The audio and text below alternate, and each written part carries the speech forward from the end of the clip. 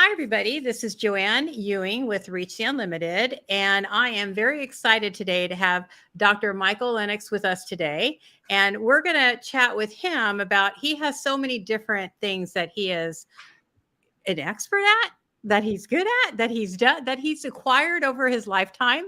And I just thought it would be really fun to talk with him and get to know you a little better. So can you tell us a little bit about who you are and what you do? I know that's a big statement. Sure, absolutely. Well, it's lovely to meet you, Joanne. I'm happy to be here. And yeah, so my sort of tagline, if there's a way I describe what I do in a short and concise way, it's spiritual teacher, psychologist, astrologer, and expert in dreams and dream interpretation.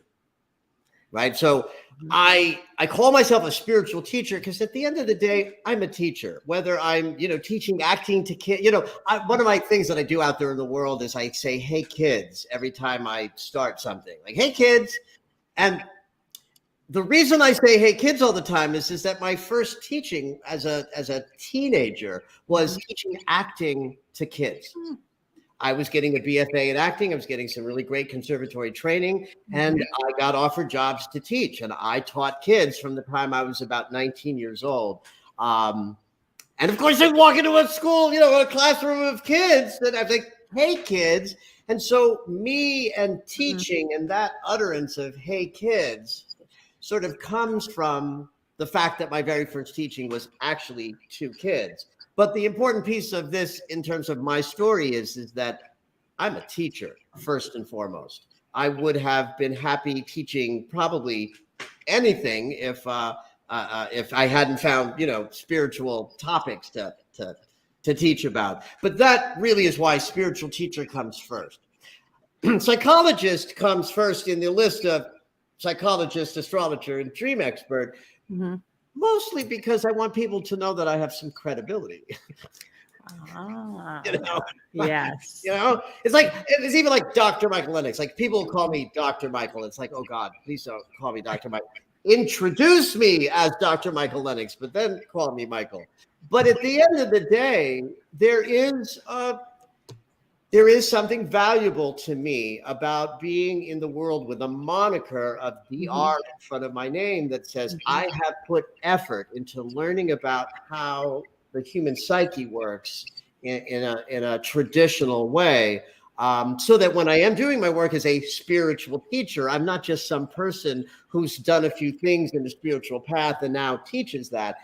Nothing really wrong with that, but I wanted to be able to help people at a deeper level, which I only felt like I could do responsibly if I knew how the human psyche works in the way that the tradition of psychology trains us and teaches us. So in my 30s, I went to grad school. I got a master's and a doctorate in psychology. The astrology piece came in when I was in my mid-30s. I'm 59 now. So roughly 30 years ago, I got interested in astrology. And what I found almost instantaneously was that this was something that I wasn't learning. It was something I was remembering. It was so organic and natural for me to understand astrology. One of the challenges with astrology is that it is 50% math and then 50% archetypal interpretation. So you need to have an intuitive sensibility and an understanding of archetypal energy from a more mystical place to be a good astrologer. But if you can't do the math comfortably, how are you going to understand a chart and transits that are driven by angles and movement and the laws of physics, right? I happen to be very 50-50. In high school, I got the same score on my English as my math SATs, right? So I'm well built for astrology because I can understand the mathematical underpinnings and the intuitive interpretation piece. The dream interpretation stuff, though, that's the oldest. I started interpreting dreams for my friends when I was a teenager in high school. I had picked up Freud's interpretation of dreams. It showed up on my mother's shelf when I was 15 because she was getting a master's in social work. I read it because I was fascinated with my dreams. And Mhm. Freud was actually an accessible writer. Like, I don't know what I understood at 15, but it wasn't like I didn't. And whatever I got helped me understand that dreams were valuable to look at and explore, that they could reveal things. And so I took that idea, plus Fiddler on the Roof. I love that movie.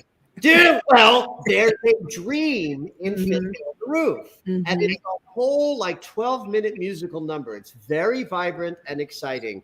Tevye makes up a dream to Mhm. get his wife to be convinced it's a good idea to do something she doesn't want to do, letting the daughter marry someone else. Yeah. So Tevye knows that she will believe in the power of dreams. He makes this dream up. And in the album for the Broadway show, which my mother had, there's this dream sequence that starts with the scene. They're in bed talking. He's screaming. He says, "What's up?" He's like, dream. She says, "Tell me what you dreamed, and I'll tell you what it meant." I never forgot that because I heard it 10,000 times in my childhood. So here I am in high school. Kids are constantly saying, "I had the craziest dream last night," because Mhm. kids and adults do that. We do that socially. I remembered Golda and I remembered Freud. And I would say to my friends, "Tell me what you dreamed, and I'll tell you what it meant." I mean, I don't know that I said it like Golda, but I had a sense of wanting to talk to my friends about their dreams. And I found that when they told me their dreams, I had things to say. They responded to the information that would come out of my mouth very differently. People would widen their eyes and say, "Wow, that makes so much sense." And I Wow. had a gift. I didn't understand it at the time, but I did Uh-huh. actually understand it. This is just stories told in a language. The language is symbolic. You're telling me I dreamed about a path in the woods and a snake, and then I stopped my hike. And I'm hearing how I move through my life, change and transformation, because snakes shed their skins. And then I move on. I was intuitively able to Mhm. respond to dreams from this universal language. Mhm. And later in life, when I started doing this like as a real profession, I understood what I was doing was something I could do organically and intuitively. Mhm. I'm fascinated by this because I'm hearing your story as you're going through your teenage years. You're gradually going into this organically. Yes. What were the steps that led to you being open to that kind of thinking at your time? What's really interesting about that, Joanne, is it's almost literally that it's my mother's empiricism and Mhm. anti-spirituality that allowed it to occur in me, but in a manner that was more like the grain of sand Mhm. became the pearl. Like, I am who I am, and I came out like this. I came out sensitive, intuitive, Mhm. interested in others and Mhm. humanity, Mhm. and able to perceive things that other people missed. And I knew this about myself as Mhm. early as 8 or 9. Like, I would sit at tables Wow. at dinners and listen to the adults talk, and this person would say something to that person, and that person would respond. And I'd be like, Mhm. "Wait," privately, I didn't say this out loud. I'd Yeah. be like, "Wait a minute. She didn't understand what he said, but she answered. He didn't understand that she didn't say the right answer. He thinks she's talking about that, and they're missing each other, and nobody's noticed this." But I could see it all Mhm. because it was in me. But in my house, God didn't exist. We were Jews, so you don't have to believe in God. We weren't actually full Jews like Mhm. a lot of other backgrounds. My mother, as a single mother, chose to raise us as Jews in a temple to be helped by the community because she was, a single woman with 3 kids living at the poverty level. But in that religion, you don't Mhm. actually have to believe in God. Yeah. I mean, you can, but at the reform level, you don't have to. So Uh-huh. I'm living in a house where I'm being told that everything that I'm feeling and knowing and vibing with is being reflected back to me as negated, nil, doesn't exist.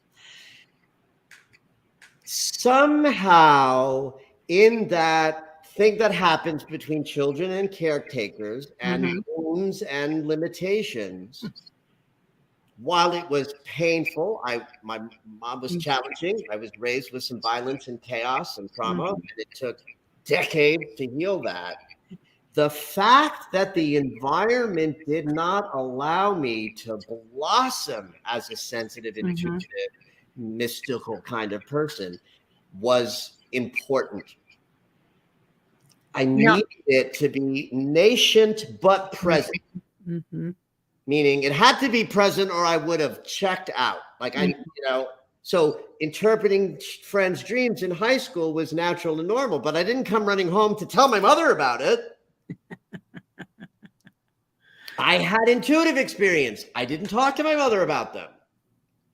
Like we had a major fight when I was in my early 40s about this, where it's like, you just don't get this part of me. And so it wasn't comfortable or pleasant. Right. But what it allowed me to do was, in the first 40 years of my life, those impulses were in me and I did things about it. I did my first workshop for dream interpretation when I was 28 or 29. In Los Angeles, it's the kooky town. You can hang a shingle and do anything and people might come, right? Exactly. But I didn't break out of the way in which I was living my life for the first 40 years until my late 30s. I went to grad school. I didn't want to be a therapist, but I knew I needed to change my life. I was working as an entertainment industry executive at studios. Successful, but my last job was at Playboy. We had a lot of fun, but my soul was eating bit by bit for 5 years at that job. So going to grad school was the diving off the cliff. Like I didn't know what I was going to do next. As you can tell, I like to talk. And you do it well. So that's good. So I knew I wanted to speak for a living. I knew I wanted to speak about spiritual and self-actualization and healing topics. I had already started studying astrology by the time I started grad school, and I had been doing dream work for years. But it was that choice to go to grad school, and then I think a year or two later, way before I was done, I was laid off at Playboy, and I never went back to working in the entertainment industry. I was like, I ain't gonna do it. This is that moment where I'm just gonna dive. And I shortly after that, I got cast in a TV show as a dream expert. It was a talk show called The Dream Team with Annabelle and Michael. And I spent a year and a half, almost 2 years, developing this television show, which ultimately failed. We shot 65 shows. They finished 21 of them. They put them out in January of 2003. It didn't work at night, so they took the 15 episodes they had finished and started trying them in the morning, and then they were like, this isn't working, and they canceled the show. I thought life was over. And it literally turned out to be the making of me. Wow. I didn't get to be rich and famous on TV. But once I healed that wound, it was like, oh my God, thank God that didn't happen. Because I wasn't done becoming my full, authentic, healed self. There was still a lot of wounds, still a lot of narcissism, still a lot of need for attention from a place of, if I don't get it, I'm in trouble. Like I need a lot of attention, but I get a lot of it by offering what I offer. And I'm well loved by the people that I, serve. But if I had been as successful then in this work as I am now, I would have blown it up with narcissistic wound. So I have a question, because what I'm hearing you saying is you're always like hovering just above the chaos, right? You're above it to be able to almost be the observer to see, okay, I can catapult off of this to this next step. How do you think you came to be that way? What made you not fall to the depths of, oh, poor me? Well, I will I will say this, I don't experience myself as above the chaos. Mm-hmm. I actually experience myself right in it. Mm-hmm. It took a long time to be as graceful with this that I'm about to describe, Mm-hmm. but I live in my body like a 10-month-old infant. The energy moves through my body and moves my body. I'm sensitive. I'm almost motion sick with the spin of the earth. That's how connected I am to energy. That's why astrology speaks to me so powerfully, because I used to think there was things wrong with my body because I'd feel a certain way. Once I discovered astrology, it was like, oh, I'm just sort of feeling a certain way energetically and it's going to pass. So my physical body responds to energy waves very dramatically. And so that puts me right in the wave of energy. Now, when it comes to things like emotions, Mm-hmm. when I was in my 30s, I cried so often, I thought I was depressed and needed medication. Wow. So I went on Prozac for 10, 12 years.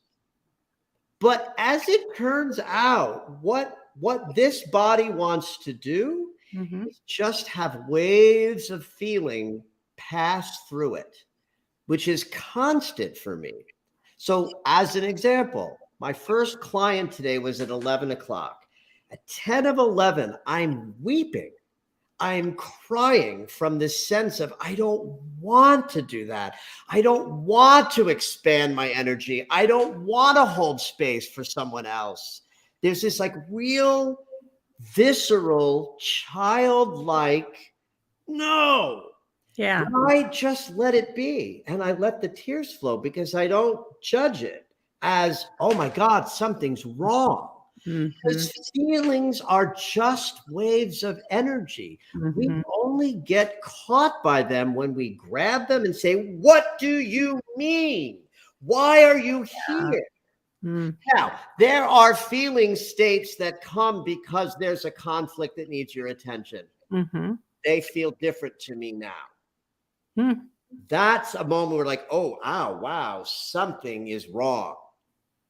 But when it comes to moments of like responding to things that my body is going to feel during the course of the day, I just let it out.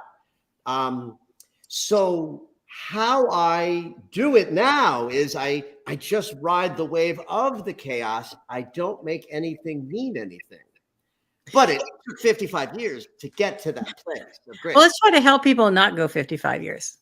Right. So in my classes, I teach about this. I teach that you probably think every feeling needs to be understood, and it doesn't. You probably think that there's something wrong with you, that there's all this feeling, and there isn't. There may be wounds you have to heal, but you can. Don't think that healing wounds means there's an absence of feeling. And sometimes those feelings look like what grief looks like. But it could just be a wave of energy wanting to pass through you. Just like when I was in my 30s and I was like, I'm crying all the time. There must be something wrong with me. So I'm crying all the time, but I just don't think there's anything wrong with me. Yeah, I get. Yeah.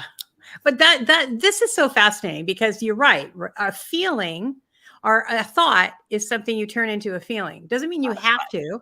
It's just something you do or don't do. That is right. But how did you differentiate between, okay, these are the things I need to pay attention to, and these are the things that I'm just going to ride that wave and let it go? Well, I think how I did that was I paid attention to everything in the decade that was what was up. Like my 30s was the decade of the deep shame work and the processes and the retreats and the year-long classes and the things to dive into the wounds that were about how I was raised. So that once I got into my 40s, that was the time of freedom from the things that absolutely needed my attention. And that was when I noticed, holy shit, I'm still weeping every day. I'm still having these experiences. Like, what is this? It's like, oh, this is energy just wanting to pass through me. So it was, I had to clean out the traumatic wounds in order to differentiate the tiny subtle difference between a wave of feeling that's just a piece of energy that's going to flow through and a wave of feeling that is because something's below the surface. So nobody escapes, in my belief, nobody escapes. You got to heal the specific traumas. And depending on how deep those were, they can take a long time. Interesting. Okay, so I'm really wrapping my head around this. So fascinating. So for me, it's all a belief system, right? We all have a belief system of what we're going to attach to or not attach to. But this is kind of different. This is like experiences. You're like paying Yes. experiences, which you can either, but okay, so digging deeper where you're going to dig to, okay, this is this trigger. I have this trigger from whatever happened in my childhood. If you just kept riding that wave and not attaching to it, would you have to dig deeper, or could you just through those experiences be able to let it go and not attach to it anymore? Well, my experience was that once I unattached, you know, in a significant way, it then becomes a mental discipline as well.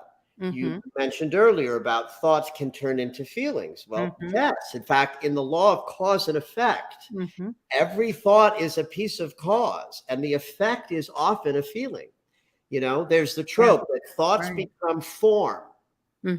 Exactly. What people don't realize is that feelings are a form. Yes. So what I added into my practice about 10, 12 years ago was the mental discipline of changing my thoughts. You can't change the first thought that comes, but my God, you can change the second. And I really mean literally, you can go from to, okay, I'm not going to attach to that. But that's effort and work. And the work and effort of that, Joanne, is simple, simple, simple. It's not like you have to learn some complexity. You know, the mind is complex, but the solution is simple.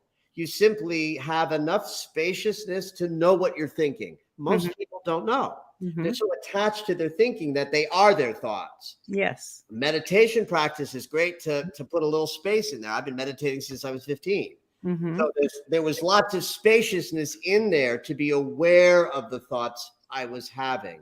And then it becomes a discipline of the negating thought comes, and our natural inclination is it causes a feeling, and then we want to figure out what it is. We go, oh, I got to figure this out. I got to think about this. And then suddenly you're in a state when you could have just let it go. And how you let it go is you stop it. You literally say, stop. I'm not interested in that thought. I'm replacing it with a thought of all is well. So what are the reasons that I mean, I know philosophically what it would be, but training our mind, like you said, meditation, right? Meditation is really key. Let me go back to this. Meditation is key. But a lot of people will say, I don't know how to meditate. I can't meditate. We all have heard all these things about meditation. Yeah. Tell people, for you, what does meditation entail? Golly. For one thing, I would say that it was important for me to have lots of different ways to connect to the greater energies that we are.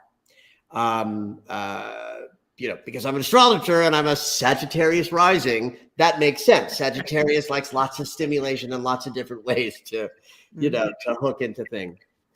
What do I want to say about this?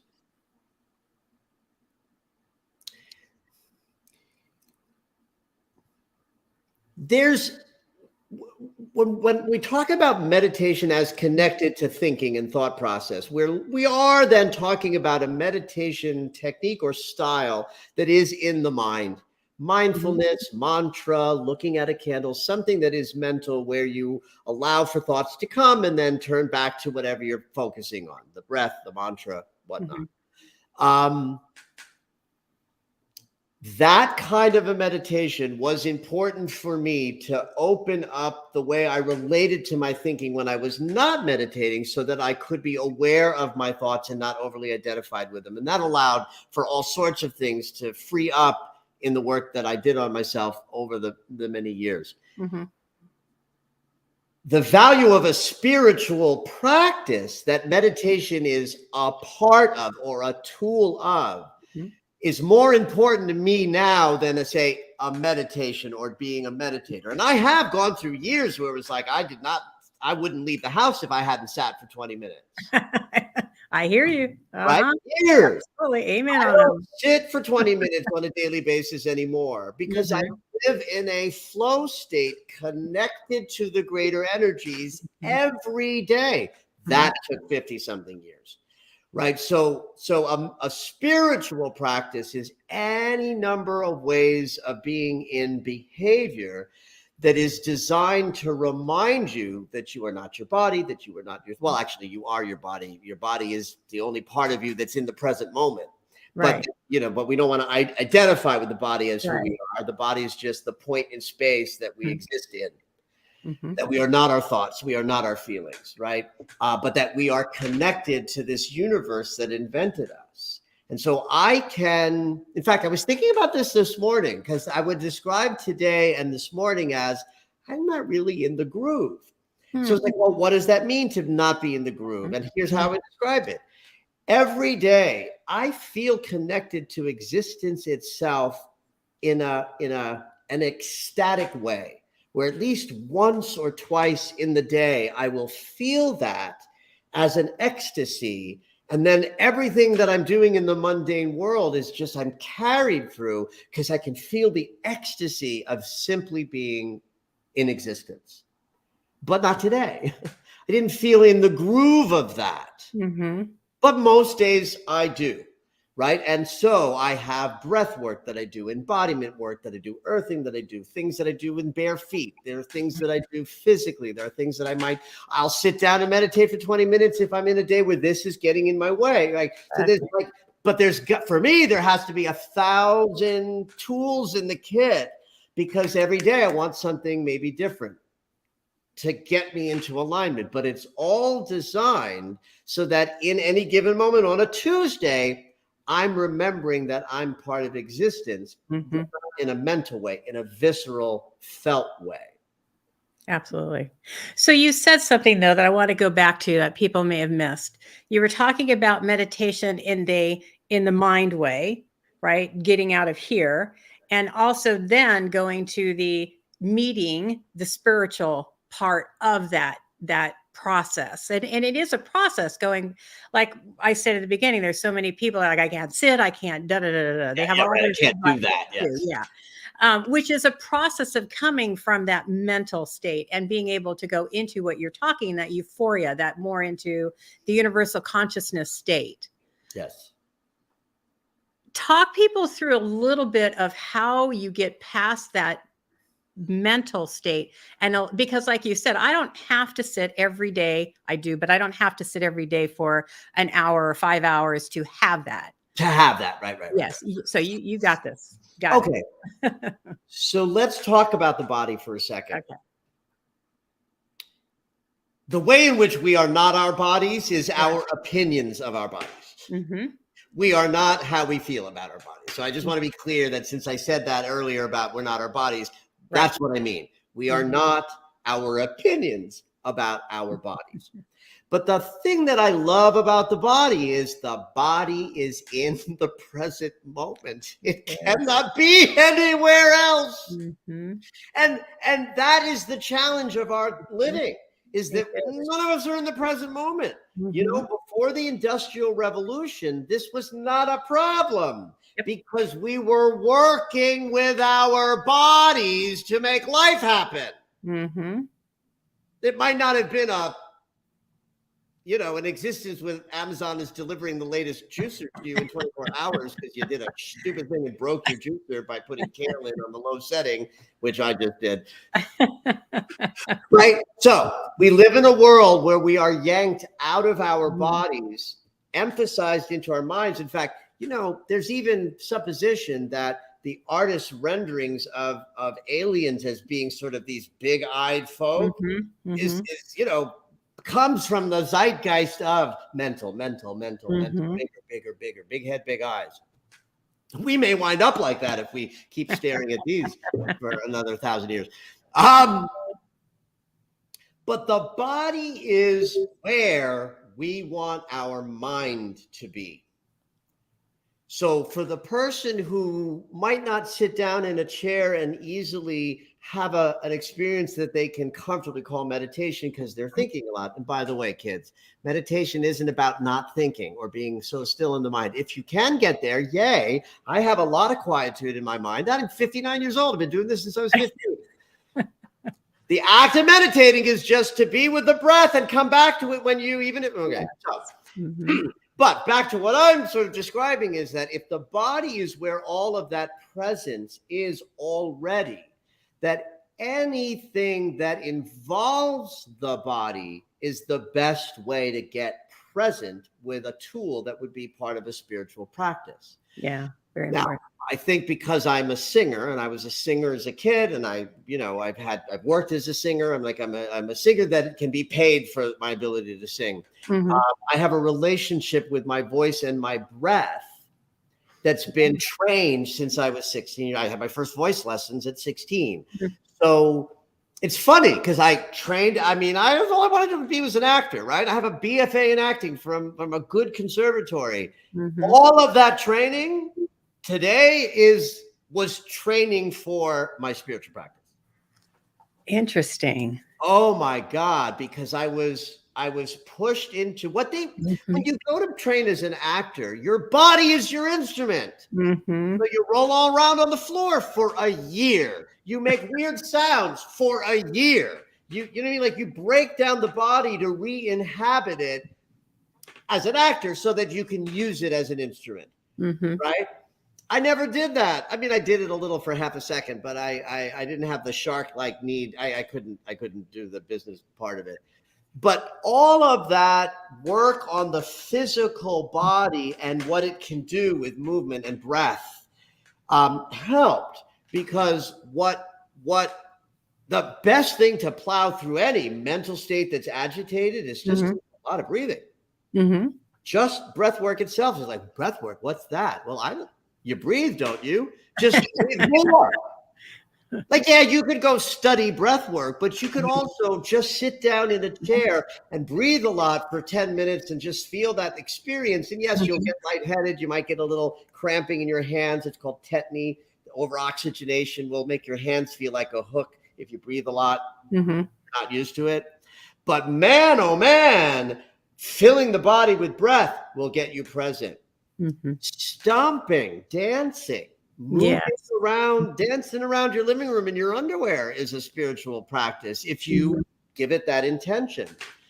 You know, I have a lovely yard out front, which is rare in Los Angeles, but I live in a neighborhood where I get that. And, you know, even just lying on the ground, feet on the ground, even just 5 minutes bare feet on the ground, just right outside my house, is a way of reminding my body and my mind that we're in the present moment. The body is already there.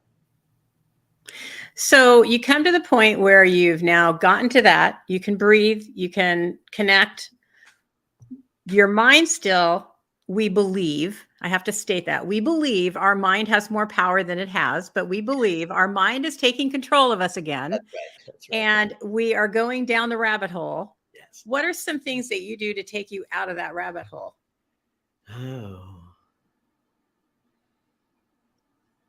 Music, I would suppose, would be the current way I can pull myself out of any kind of a rabbit hole. I don't do this anymore. I'm not falling into rabbit holes these days, but I have lots of experience of them in my past. You know, it took a while to get here. Yeah. I think that one of the best tools for that rabbit hole for people is writing, journaling. Oh, absolutely. Thoughts are three-dimensional in our minds, and they will continue to just zip it around. But the minute you put it into two-dimensional space, it's out of you. Yes. Mm-hmm. I would do that by sound. I am a sound maker. I was going to say speaking would be. Sound, speaking, yelling, Mhm, toning, mhm, homing, singing, yelling. One of the things, I moved into this house about 2 years ago. And before I found it, I took about a year to sort of like vibe with the house that I wanted. mhm. What I needed more than anything else was a sense of soundproofing.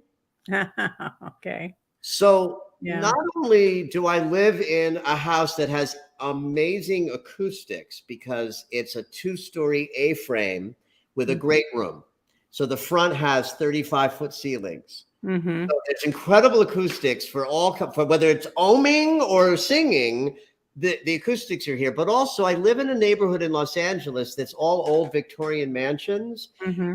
So there are yards. And so I'm in this guest house with this 7-bedroom, 7-bathroom Craftsman behemoth mansion right over there. But I'm in the back of this property. That house is 10 yards. Across the street is 40 yards. That neighbor house is 20 yards. There's nothing there. The back house is 30 yards, and I can make all the sound that I want. And I needed this my whole life. Because people hold back They do. We all do. so much Mhm, because of decorum, because of mhm, childhood demands, because of a social expectation that mhm. nobody's, supposed to get too loud or too expressive. Look at what happens in other cultures when grief is present. Mhm. The amount of sound that's made is incredible Yeah. because the body discharges energy through making of sound. And so I encourage all of my students I have a class in finding your voice. It's my first class in 2023. I teach people how to examine the wounds that Mhm. have limited their ability to have a strong and powerful voice. I teach them the actor's warm up so that they can actually play with resonance and making their voice sort of bigger, better through Yeah. physical interventions. But the idea that we can discharge all kinds of static energy simply with sound, it's like people should be taught to primal scream as a go-to. I don't know how you teach people to do that in our culture, though, especially in LA, because we're all living right. I mean, you're very unique in where you have this Well, situation. no, But my last apartment for 9 years was, I reinvented myself at 40, right? Mhm, mhm. This business that I have, I Yeah. built up starting about 20 years ago, and uh, I was well supported by a dear friend for 10 Uh-huh. years. Or I lived in a house where I had that freedom. And then Mhm. I had to spend 9 years in a tiny apartment. I could afford my own apartment. I was very excited. It felt like being 55 and 21 at the same time. Oh, how funny. It Yeah, felt but like in my LA, first apartment. that's a big deal in LA. Right. Live in LA and have an apartment, that's a really big But deal. what happened was over that 10 years, I Yeah. grew successful enough to sort of be able to up my living quarters. And so how I teach about it is I talk about inhibitions. I say, Mm. you're not going to be comfortable with this, but it's valuable. And I also know that if I have a class of, 100 people, like, Uh-huh. 20 of them will dive in and do it. And, Yeah. 20 of them absolutely won't, and then 60 of them will sort of be somewhere in between. But I just share the value of my own experience of this and speak to the fact that you will be self-conscious about this so that nobody's uncomfortable that they feel self-conscious, but they might push themselves through to see if they can feel the value themselves. Now the question, because you do astrology, and we know that astrology has a lot to do with why we're here, how we show ourselves up in this life, Yep. the directions we're going to go. It is very much a driver or a part of our car as we go in this body through life. You like Sag, I'm a Sag, so sun rising. So I'm like, I get the whole bigger than life. I want to take on life kind of personality. Yes. How do you deal with someone who has in their astrology chart, like you said, some people will do it, they're probably more like the fiery signs, where there's those other maybe more watery signs or air signs that are going to be like, no, this is just way out of my comfort zone. Because a lot of these people are going to be like, well, I'm so happy you have Sag rising, so you can go That's do right, that. right.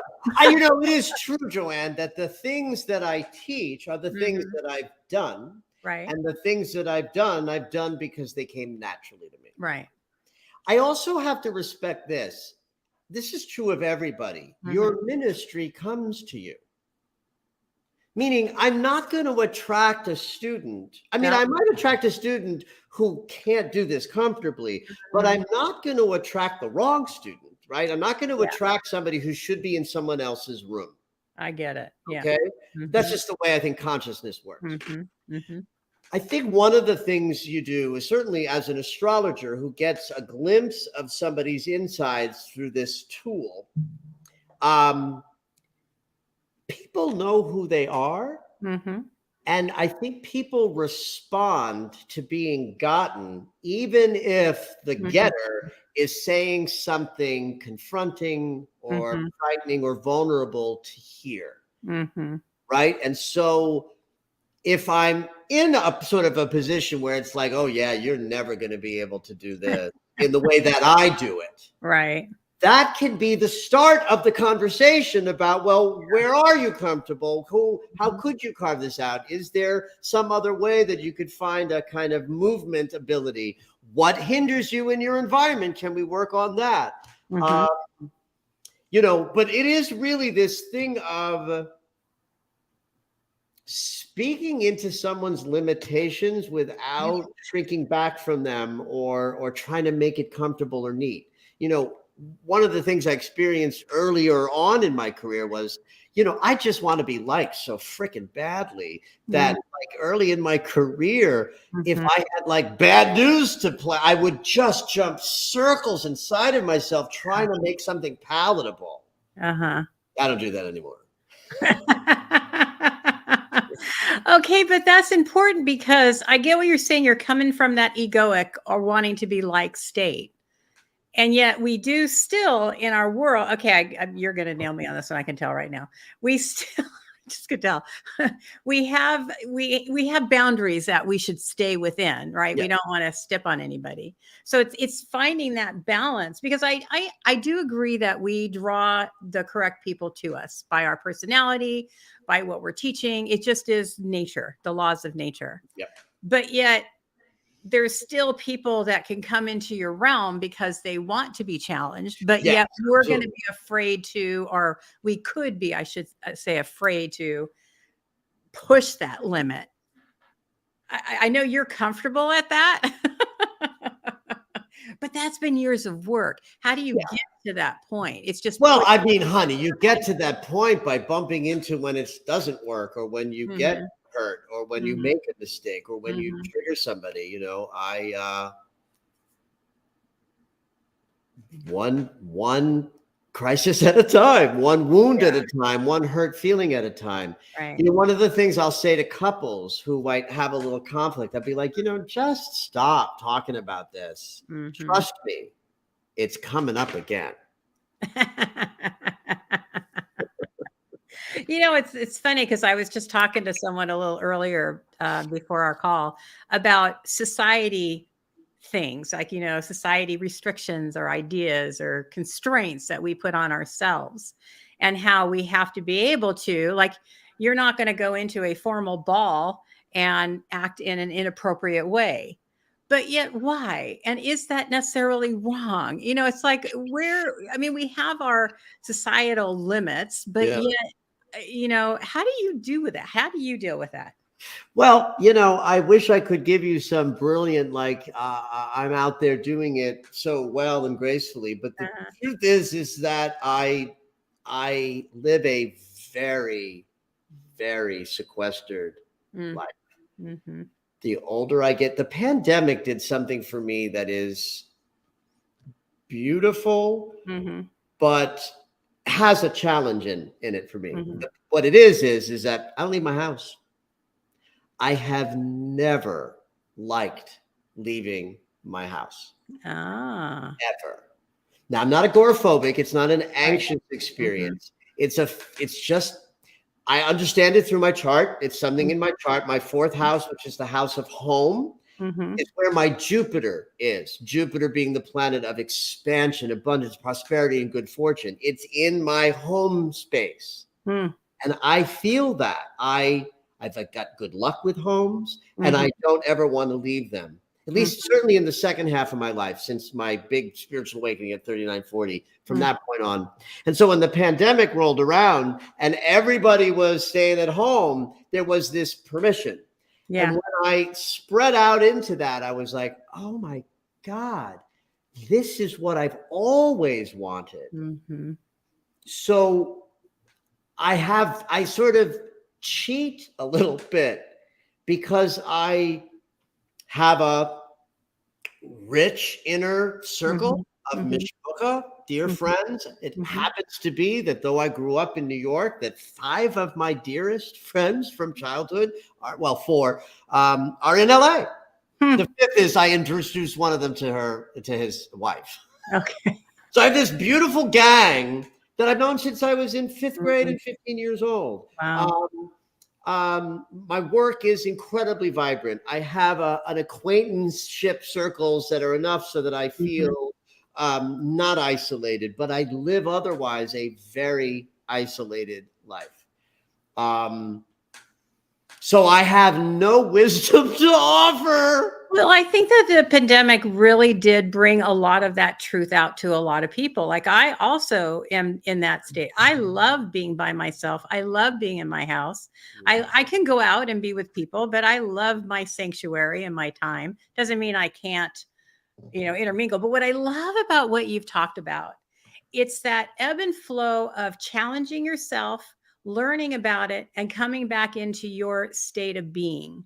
And being okay with that process, because every time you did your ebb and flow, you upped it a notch, and then you upped it a notch, And and it's that really okay. comes from experience of doing Right. it over again. That idea Mhm. of one wound at a time, one fight Right. at a time, one confrontation at a Mhm. time, and we string enough of them together, and we heal and we Mhm. actualize and we become more who we already are. And you didn't judge yourself ish. I would imagine there is moments that we all do Well, that. yeah, I mean, it's like, you're talking to the 59-year-old version, Right. right? Right. My 20s were just a disaster for me and Mhm. everybody around me. Mhm. I overstate the difficulties of those years. I mean, I was a nightmare when I was a nightmare, Right. but that was only a tiny bit of the time. I've always been sunny, lovely, friendly, warm, and Yeah. but I was just never shrank back ever from the hard work or the confronting work, either with self or with others. I just never shrank back from it. And that's important because I feel like that's the one thing that really holds people back is that afraid to move forward, is that fear of looking at the challenges. Because we've all, like you mentioned, you could go back to your childhood and it wasn't, roses and sunshine. It was what it was. Chaos and violence. Yeah. So it's about embracing that, but not owning that is what Yeah, I'm. that's right. That's right. That there's a way that people get attached to the stories that they Mhm. tell. And then there's this identity that I am this way because of that. And it's like there's Mhm. currency in that, but Yeah. it is a vice grip. You will stay stuck as long as there's some currency in the story. And I do think that people stay attached to their limitations because it Mhm. can be terrifying to take the risk of diving out into the world and attempting to be something or somewhere or do something and fail. Well, I hope that people, because I agree with what you're saying, and I've seen it time and time again. And I hope people can watch you, the way that you're talking about it, the energy of which you're speaking about it, and that you didn't do that. I mean, I'm sure you had times, right? We all have those I'm a moments of, human oh, being. Yes. yeah, Yes. no, I'm not doing this right now. But it's the right now, okay.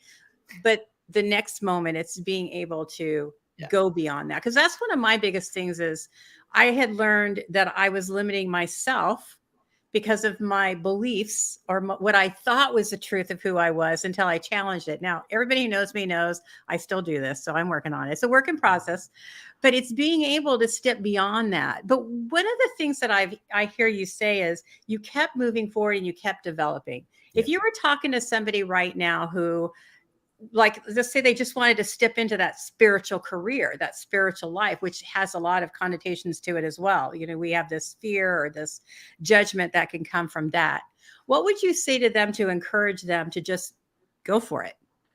Well, I mean, I would certainly try to meet anybody where they were at, sort of identify, there's an old trope back from 12-step rooms that I've been in, because addiction has been part of my story, right? So I've spent time in 12-step rooms and learned a lot about, taking responsibility for my stuff, because at 23, 24, I got into a 12-step program where the 10th step is you take responsibility for the things you do. One of the things that I learned in that space is that the person with 3 days clean and sober can help the person who just walked in the room. So that anybody, wherever they are at, has something to offer to the person who's thirsty, who's right in front of them. Yeah. And so that there's a lot of people who say, I can't tell you how often I hear this coming out of people's mouth. I can't, I'm not ready. Or I'm gonna. And it's like, right now, everybody is capable of offering a hand to the person who's on the step below them. But if you don't think you're on a step, how could you see that? Yeah. And then if you look at me and you be like, well, I can't do that until I'm ready. It's like, yeah, but that ain't the way to motivate yourself either. Is to get, so we certainly get people to understand that there's a presence that they're in already that's ready to offer if they have that impulse and that they're moved. Another thing, I don't know if this is related, but it feels like I want to say this out loud to you while we're talking about this, is that I can't tell you how often I have to correct people who say, I have to heal this. And it's like, no, honey, you are healing this. Or people will come to a class that's diving into the shadow or finding your voice, and they'll come in for a one-on-one in the second half of class, and they'll be like, so I have this wound and this wound. It's like, what do I do? If I'm feeling snarky, I'll smile and I'll say, well, you might take a class in diving into the shadow. Oh, you are. Are doing it. So often people are pushing their good out because they're declaring themselves unable, not ready, when they in fact are. I have to say this, you guys. I haven't done this in a long time. Putting exclamation point, exclamation point, exclamation point. Okay, that was an exclamation point. I have not used that in a long time. Wow.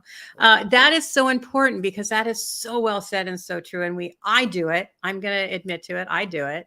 So it's being able to step above that. Because I used to, when I was going through training and trying to learn and trying to do all this stuff and be better and do more and whatever. And I realized I was just burning myself out, where I wasn't actually doing what it was that I was training to do anyway. And yet all of it was stuff that was inherent in me in the first place.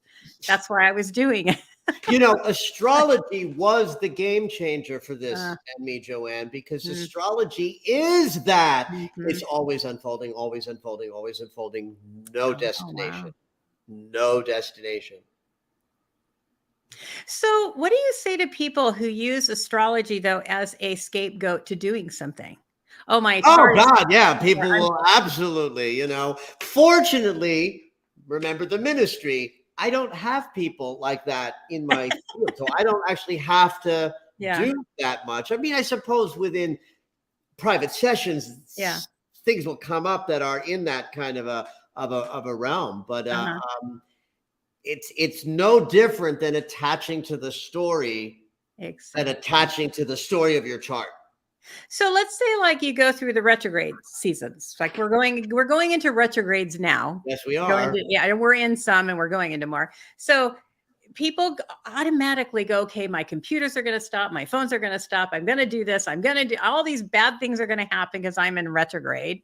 Can you talk to people a little bit about that Absolutely, mindset? because for me, retrogrades are the most valuable thing we move through with the personal planets, Mhm. because when a planet appears to be moving backwards, my language for that is that Mhm. planet is visiting our unconscious. It's no longer in conscious forward moment. It's like saying, oh, we got to go below to Mhm. fix something, adjust something. So when Mercury goes retrograde, he's in his shadow right now. He turns around on December 29th for three Mhm.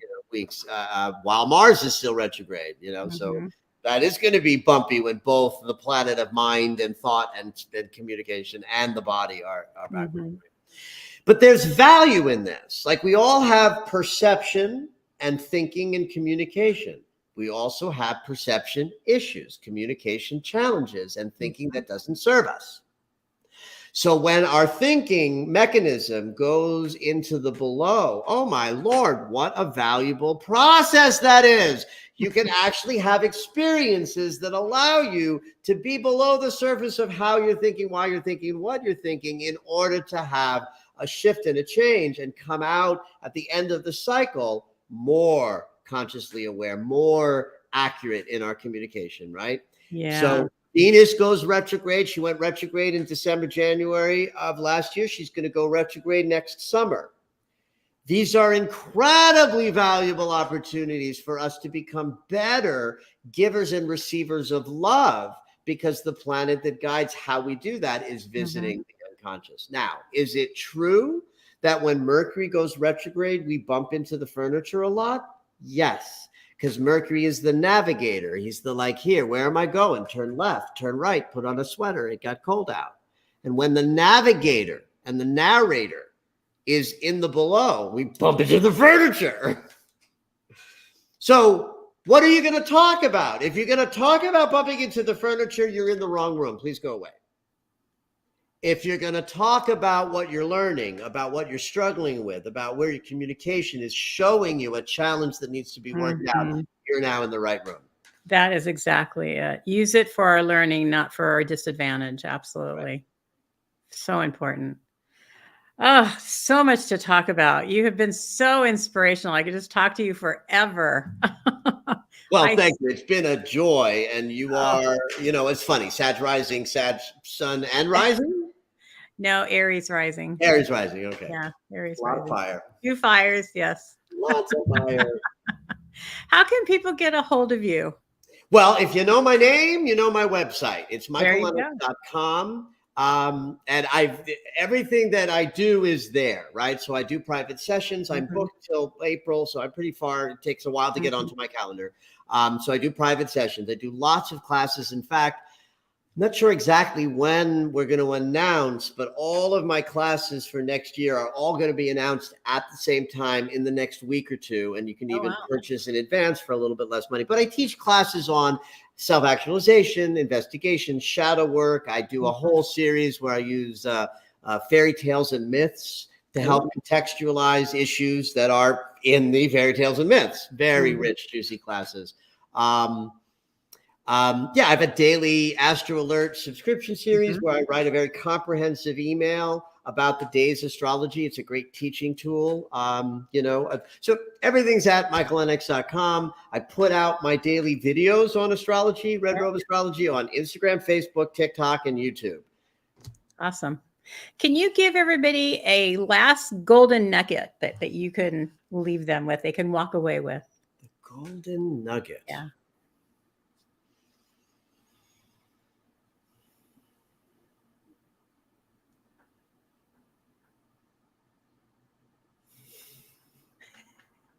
This has all been the golden nugget.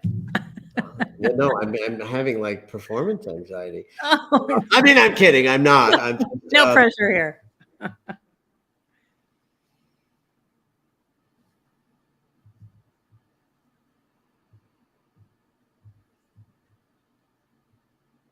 if you pick up no other tool, turn to your breath. Mm, I love that one.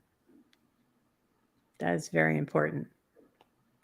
Yeah. That to me, that has been my saving grace, is just to go back to my breath. Yeah, no, if you know, God came down and, you know, Mhm. pulled the gun and said, all right, you go to a desert island, you can bring Mhm. one tool, Mhm. it would be breath work. Absolutely. I agree with you. Mm. Thank you so much, you guys. I hope you enjoyed listening to Dr. Michael Lennox. I know you don't want the doctor in front of it, but you earned it. And you have been such a joy. Thank you so much for sharing your expertise with us. I My sure pleasure. appreciate it. My All pleasure. right, everybody. Thank you all and have a good night.